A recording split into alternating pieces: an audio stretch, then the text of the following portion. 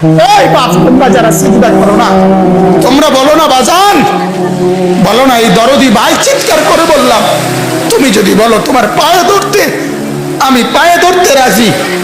তুমি যদি বলো তোমারে জড়িয়ে ধরে কাঁদতে, আমি কাঁদতে রাজি। তুমি বলো কেন আল্লাহর সাথে রাগ করলা?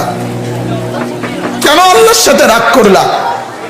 কেন আল্লাহর সাথে নারাজ হইলা? কেন সেজদা কপালে জুটলো না?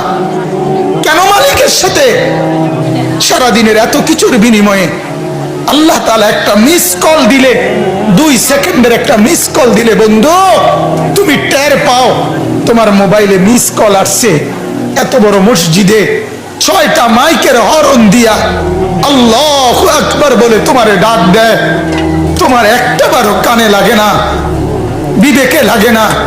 তোর মতো সত্য ডাকাত, তোর মতো পাষাণ বেটার কে হইতে পারে? বেটা কথা বলেন না কেন? তুই ডাকাত, কত বড় ডাকাত। ওয়ায়াউমা তাকুমুস সাআতু ইউবলিসুল মুজরিমুন।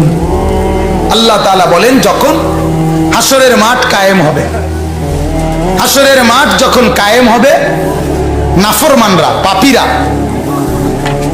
সমস্ত অপরাধীরা হাসরের মাঠের দৃশ্য এক নজর চতুর্দিক দেখার পর, অবস্থাটা উপলব্ধি করার পরই ইউবলিসুল মুজরিমুন, আল্লাহ বলে সব পাপীরা একেবারে ভেবাচেকা, একেবারে এলোমেলো, অস্থির, পেরেশান হয়ে যায়। হায় এখন কি হবে? এখন কি হবে? হাসরের ময়দানে দাঁড়িয়ে দেখবে আল্লাহ নবী সাল্লাল্লাহু আলাইহি সাল্লাম বলেন 2টা কদম, শুধুমাত্র 2 পাও রাখা যায় যতটুকু জায়গা। আল্লাহ রাসূল সাল্লাল্লাহু আলাইহি সাল্লাম বলেন একজন মানুষ হাসরের ময়দানে শুধু এতটুকু জায়গায় বরাদ্দ পাবে। এক সুতা ডানে বামে সামনে পিছনে আগ পিছ করতে পারবে না, 1 সেকেন্ডের জন্য বসতেও পারবে না। আল্লাহ তাআলা কোরআনুল কারীমের মধ্যে বলেছে ইয়াউমা ইয়াকুমুন নাস লিরাব্বিল আলামিন, রব্বুল আলামিনের সামনে সবগুলো মানুষ দাঁড়িয়ে থাকবে। দাঁড়ানো দাঁড়ানো দাঁড়ানো থাকবে, দাঁড়িয়েই থাকবে।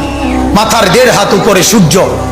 আল্লাহ বলবে সূর্য তোর সমস্ত তাপ আজ ছেড়ে দে, খুলে দে তোর সব তাপ। পায়ের নিচের জমিন উত্তপ্ত তামার মতো, তামার মতো উত্তপ্ত হয়ে যাবে। এরপরে আল্লাহ পাক রব্বুল আলামিন ফেরেশতাদেরকে দিয়ে জাহান্নামকে, কোরআনের স্পষ্ট আয়াত ওয়াজিআ ইয়াউমা ইদিন বিজাহান্নাম, হাসরের ময়দানে এরকম পাশে জাহান্নাম